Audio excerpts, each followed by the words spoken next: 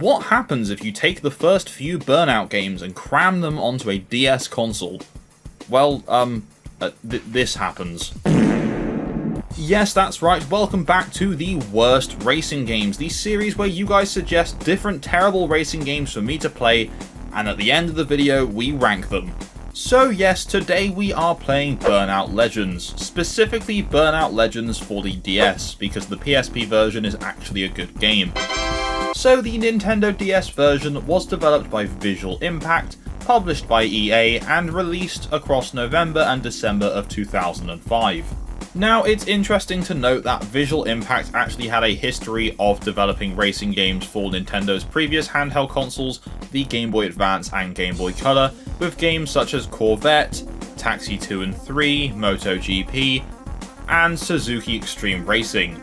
Their Game Boy Advance outings actually had some fairly decent 3D visuals for that console, but unfortunately it kinda just looks the same on the DS in Burnout Legends. So what is Burnout Legends? Well, Burnout Legends is essentially a culmination of the first 3 Burnout games crammed onto a handheld console. Now on the PSP this works very well, and in fact the PSP has many more maps than the DS version does. So Legends primarily pulls maps from Burnout 2 and 3, but does have a map from Burnout 1 as well. Although in terms of the actual gameplay, it was essentially designed to play exactly the same as Burnout 3 Takedown, which up to that point was the most successful game in the series. Now the main game mode in Burnout Legends is of course again the World Tour, which can be broken down into 7 different game types. Now before we get into each of those, we first need to discuss the actual handling of the cars and the way they play, because let me tell you, it's not good. So in terms of controls, Burnout Legends is fairly simple. You hold A to go, you hold B to brake, you use the D-pad to steer, you can press X to look behind you, and the right bumper button is your boost. Sounds easy, right? Well, wrong, idiot. It's not. Burnout Legends has many problems, but one of the biggest issues is the fact that there's no real drift mechanic. There's no button to start drifting. It just kind of sometimes does. When you turn into a corner and you turn long enough, it kind of turns into a drift, but the problem is you have to overcompensate for this by turning so early that it requires pixel perfect precision every corner, which is just not possible when you've got other racers and AI traffic around as well. Excluding maybe the 2 Formula 1 cars in the game, pretty much most of the cars feel the same handling wise, and they all feel like bricks on wheels. Turning around corners is just the most painful thing you could possibly ever experience, and it just really shouldn't be. As I was playing some of the tracks in the game, especially the ones from Burnout 3 because those are the ones I've spent the most time with, I kind of thought, wow, I don't remember these tracks being this hard. And the reason being is because in Burnout 3 you can actually turn the fucking car. Now before we go any further, if you're a big fan of racing games, or terrible racing games in this case, then why not hit that subscribe button to stay up to date with the worst racing game series. Anyway, let's discuss the World Tour game modes. So first of all, you've just got your standard race, across any of the tracks with a few other racers at a time. The first thing you'll do in the World Tour is play a race, and immediately this is where the cracks start to show, less than like a minute into your playthrough. 2 more glaring issues became immediately apparent to me once I actually started playing the game, and one of those is that the AI are really stupid. They just crash into anything, and the cars take ages to respawn as well, so you're very likely to just crash through no fault of your own because they're just blocking the whole road. The other, and I would say more irritating issue, is the collision detection in this game is probably the worst that I've ever seen in a racing game. It is terrible. About 30 seconds into my first ever race, I went past a bus, probably leaving the safe minimum distance that you would in the real world, and I just flipped. Just crashed, that was it. And I had no idea why.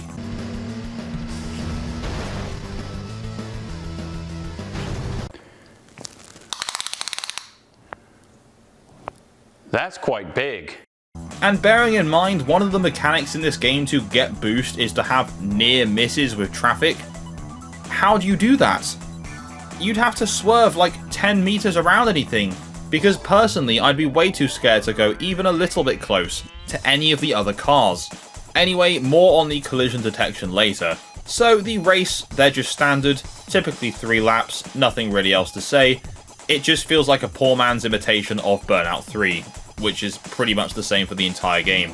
Anyway, next up, and very similar to race, we have the Eliminator, which is just the standard race, but whoever's in last after each lap is eliminated.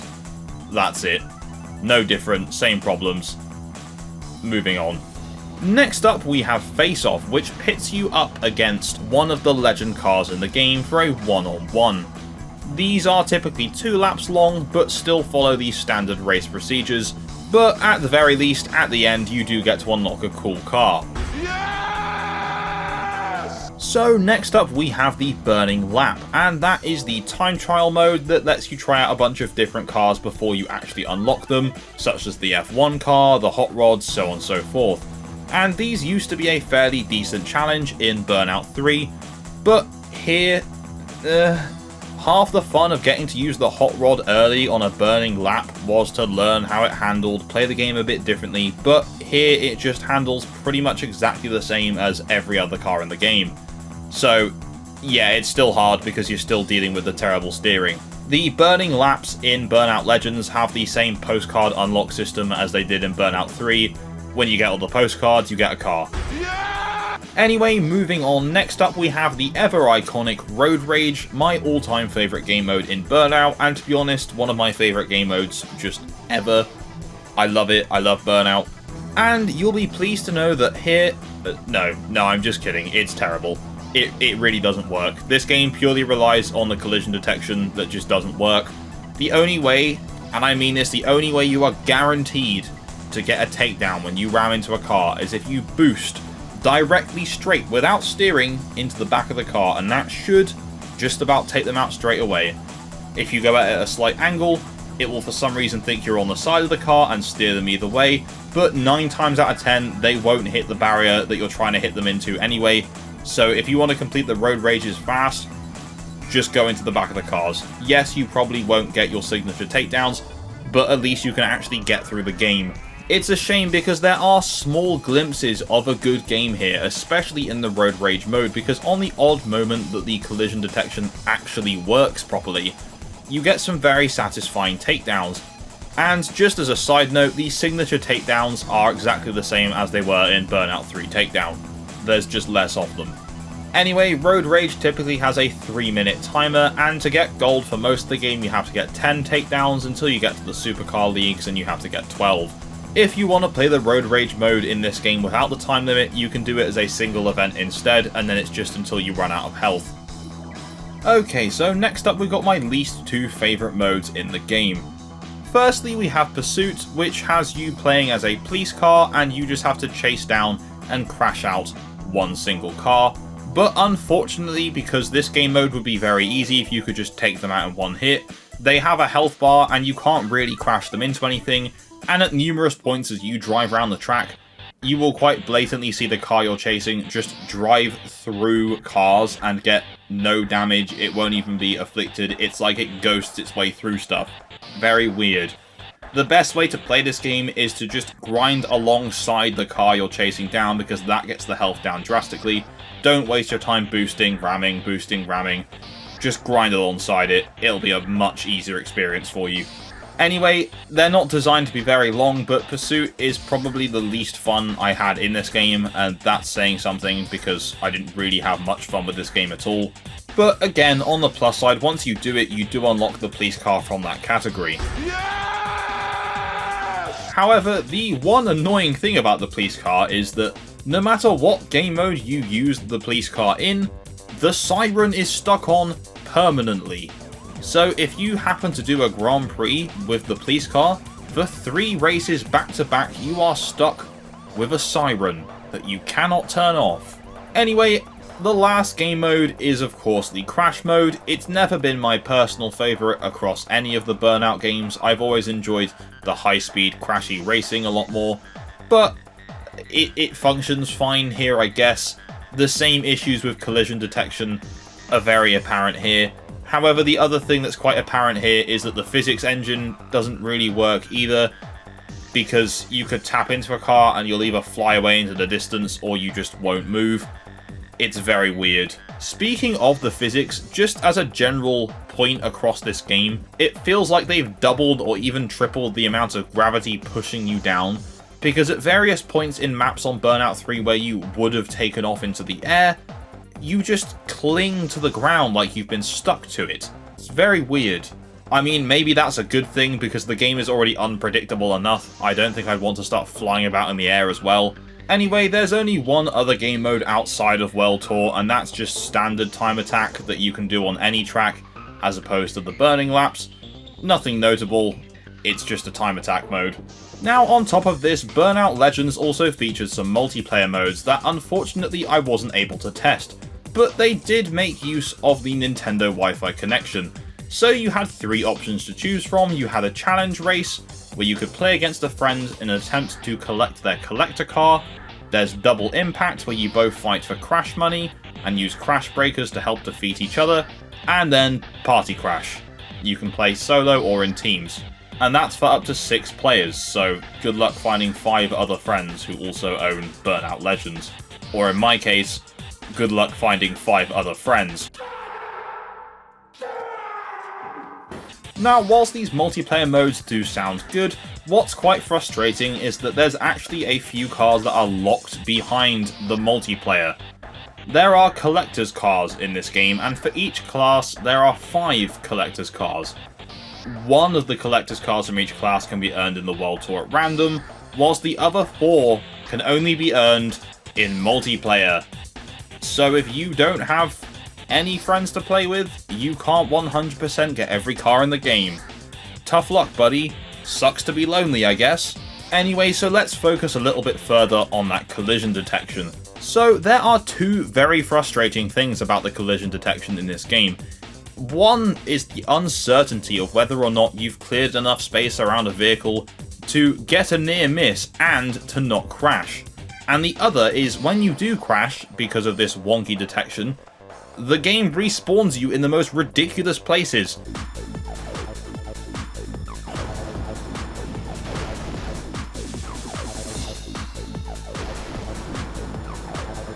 If you crash into a wall going sideways, it might just respawn you back in the wall. If you crash behind another car, or you're near another AI vehicle, it will respawn you and you will immediately crash again. There's just zero thought or effort put into these mechanics that they've just copied from Burnout 3. There was a masterpiece sat right there. Just do what they already did. I don't understand why that's so hard. If you are a big fan of the first few entries in the series and then you play this, firstly, I'm sorry. But second of all, I just had this uncanny feeling the entire time. I knew in my head I was playing Burnout, but it didn't feel quite like Burnout. Sure, you had the crashes, and when you did crash, you could somewhat control your car in the air to try and get an aftertouch takedown. It has all the looks and the supposed mechanics of Burnout, but it just doesn't feel right. Anyway, so as you probably saw at the start of this video, Burnout Legends on the DS did not review very well. The PSP version holds a very, very respectable 86 out of 100 on the Metacritic platform, but the DS version, 38 out of 100. Much, much worse.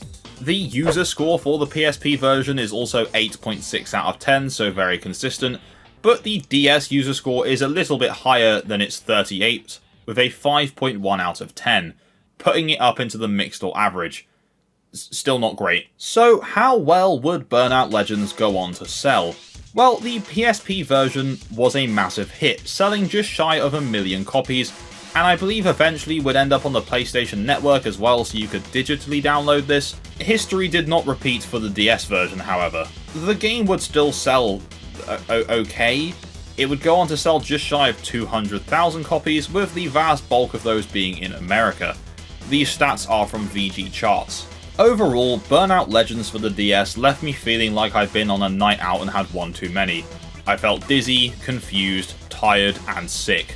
Anyway, that's enough trashing Burnout No, I'm just kidding. It's time to rank the game. There is only one tier that's possibly fitting for Burnout Legends, and unfortunately that's gonna have to be pure evil. yes, you will be joining Flatout 3 for also disrespecting your fantastic franchise. Do I think this game is as bad as Flatout 3? I don't really know, but as I'm a bigger fan of the Burnout franchise, this one feels more personally insulting to me. Now, I have seen some positivity about this game online from people who grew up with this, so I'm very sorry if I have offended you with this. Your opinion of this game is completely valid, and I'm really glad you enjoyed it. It just isn't for me. So yeah, Burnout DS, pure evil. And with that, this episode of Worst Racing Games has come to an end. What do you guys think of Burnout Legends for the DS? Do you have any other suggestions for the series? Let me know in the comments down below.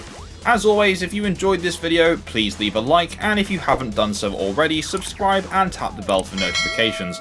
And I will see you in the next video. Bye bye.